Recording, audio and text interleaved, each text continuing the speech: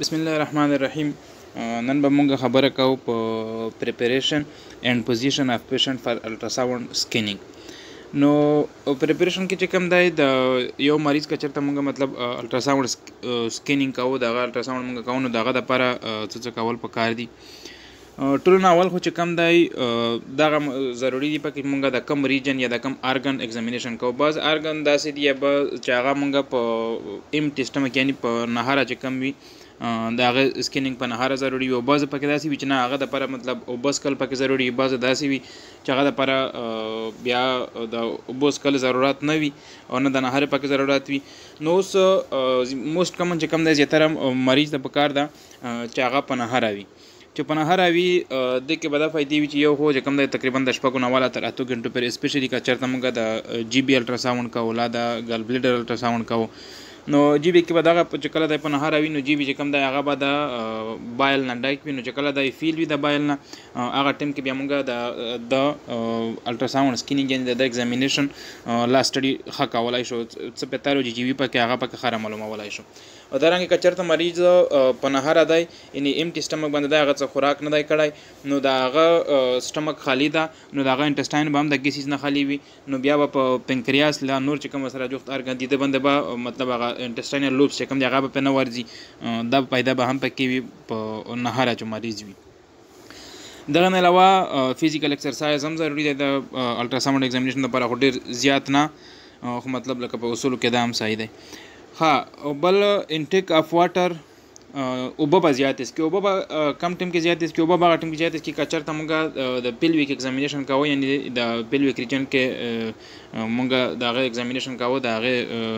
سکینینګ کوو، نو هغه کې اول که د یورینري بلیډر موږ سکین کوو، هغه دپاره انټیک اف واټر یعنې اوبه څکل ضروري دي. که چېرته موږ د پروسټیټ ګلینډ سکینینګ کوو، د هغه دپاره هم اوبه څکل ضروري دي. که چېرته موږ د یوټرس لا اووریز لا فلوپین ټیوب سکینینګ کوو، هغه دپاره هم اوبه څکل ضروري دي. خو د یوټرس دپاره چې کوم دی چې هغې سکینینګ کوو، نو ډېر زیات نه دي څکل پکار چې مطلب بیا یوټرس تپنه کېږي، هغه ایډیکویټ چې کوم فیلینګ ورته وایي په هغه مناسبه طریقه سره. که چېرته ډېرې زیاتې شي چې مطلب هغې د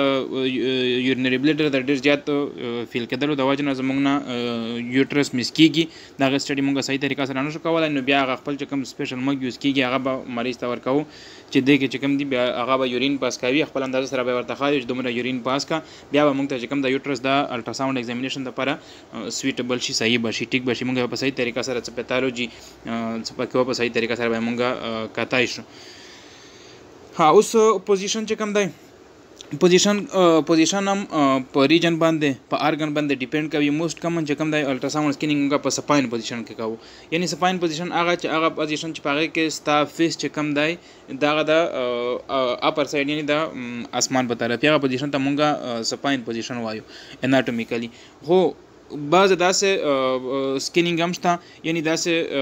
ارګن هم شته چې هغه په لیټرل کې پوزیشن کې د هغې سکینینګ پکار دی، او بعض داسې دي چې هغې په پرون پوزیشن کې د هغې ایگزامینیشن پکار دی. دا په د پیشنټ په بډي باندې هم ډیپینډ کوي، مطلب هغه غټ دی، ډېر زیات اوبیس دی که نه د نری دی مریض چې کوم دی، کمزوری دی، او لا چې کوم دی د قد نه ټیټ دی، هغه باندې هم ډیپینډ کوي. نو موږ د هغې مطابق به د هغه پوزیشن سیټ کوو چې لا د ارګن به چې کوم دي مطلب لیور، سپلین، جی بي چې هر څه موږ ګورو دا به موږ ته کډنیز دغه به موږ ته په سپاین پوزیشن کې صحیح ښکاره شي، که په لیټرل پوزیشن کې به صحیح ښکاري، د ایگزامینیشن به موږ صحیح کولی شو، او که نه په پرون پوزیشن کې هغې باندې ډیپینډ کوي.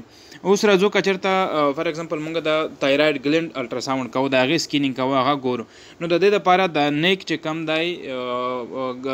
مغزی چې کوم دی دغه د دې هایپر ایکسټینډ کول پکار دي، یعنې د دې